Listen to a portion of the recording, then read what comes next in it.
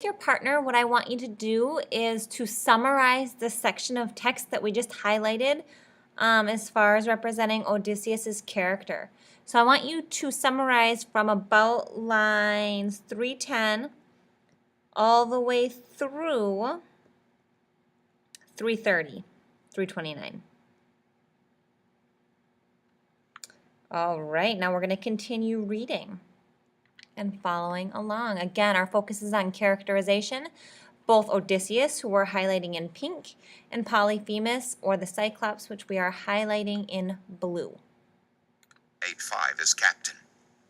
At evening came the shepherd with his flock, his woolly flock. The rams as well this time entered the cave. By some sheep-herding whim or a god's bidding, none were left outside. He hefted his great boulder into place and sat him down to milk the bleating ewes in proper order, put the lambs to suck, and swiftly ran through all his evening chores. All right, I want to take a look up here. Change your highlighter to blue. And when Odysseus says that on lines 335 to 333 says, or a god's bidding, none were left outside. He hefted his great boulder into place and sat down to milk the bleating ewes in proper order, and put the lambs to suck, and swiftly ran through all of his evening chores. There, I want you to highlight and think about what that reveals about Polyphemus's character.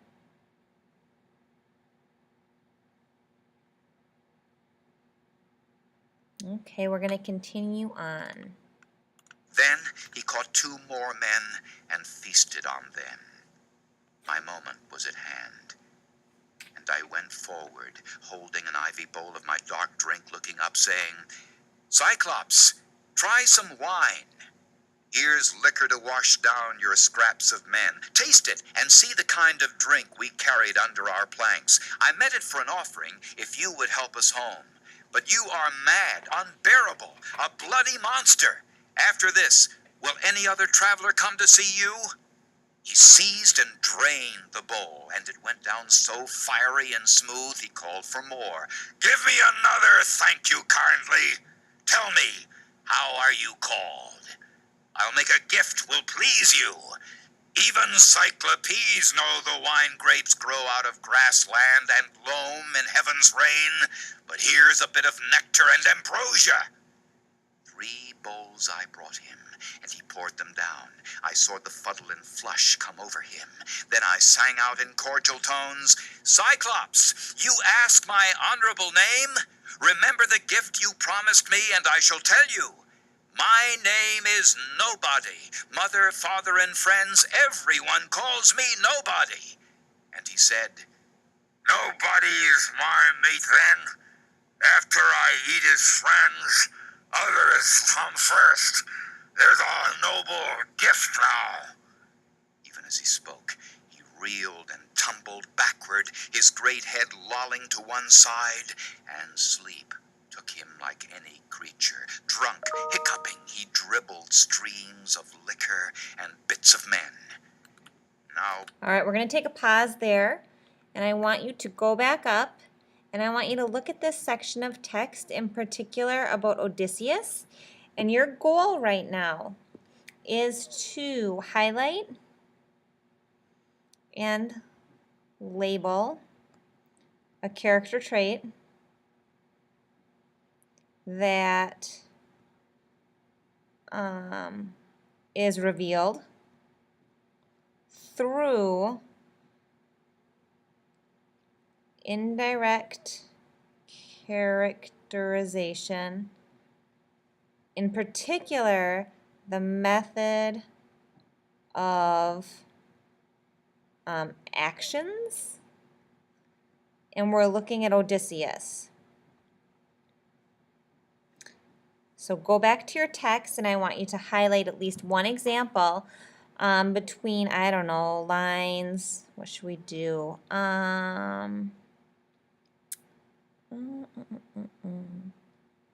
Here, we're going to start here at line 140, 142, or I mean, sorry, 342, all the way down to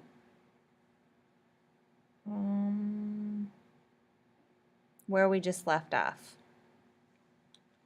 All right, let's continue on listening. Here we go. By the gods, I drove my big handspike deep in the embers, charring it again, and cheered my men along with battle talk to keep their courage up. No quitting now. The pike of olive green, though it had been, reddened and glowed as if about to catch. I drew it from the coals, and my four fellows gave me a hand, lugging it near the Cyclops as more than natural force nerved them. Straight forward they sprinted, lifted it, and rammed it deep in his crater eye. And I leaned on it, turning it as a shipwright turns a drill in planking, having men below to swing the two-handled strap that spins it in the groove. So with our brand, we bored that great eye socket while blood ran out around the red-hot bar. Eyelid and lash were seared, the pierced ball hissed broiling, and the roots popped. In a smithy, one sees a white-hot axe head or an adze plunged and wrung in a cold tub, screeching steam, the way they make soft iron hale and hard. Just so, that eyeball hissed around the spike. The Cyclops bellowed, and the rock roared round him, and we fell back in fear. Clawing his face, he tugged the bloody spike out of his eye, threw it away, and his wild hands went groping. Then he set up a howl for Cyclopes who lived in caves on windy peaks nearby. Some heard him, and they came by divers ways to clump around outside and call, "What ails you, Polyphemus? Why do you cry so sore in the starry night? You will not let us sleep. Sure no man's driving off your flock. No man has tricked you, ruined you." Out of the cave, the mammoth Polyphemus roared in answer, Nobody's tricked me. Nobody's ruined me." To this rough shout, they made a sage reply. "Ah, well, if nobody has played you foul there in your lonely bed, we are no use in pain given by great Zeus. Let it be your father Poseidon, Lord, to whom you pray." All right, now I want you guys to go back up and we're going to talk for a minute about this dramatic irony that I have labeled right here. Basically, Odysseus told Polyphemus that his name was what? Yep, nobody. So when Polyphemus is blinded by Odysseus and his men by that spike, basically what's happening is that we as the audience know that Odysseus is Odysseus. His name is not nobody.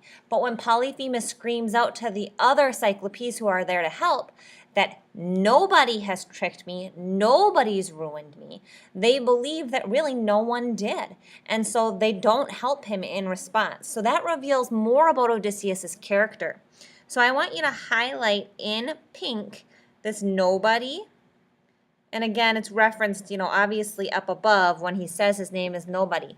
And explain in the margin here what that reveals about Odysseus' character and link it to a character trait. All right, continuing on.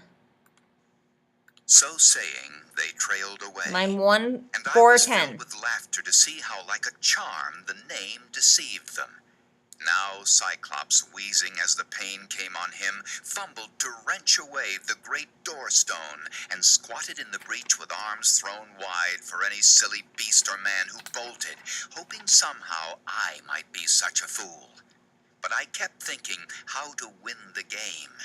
Death sat there huge. How could we slip away?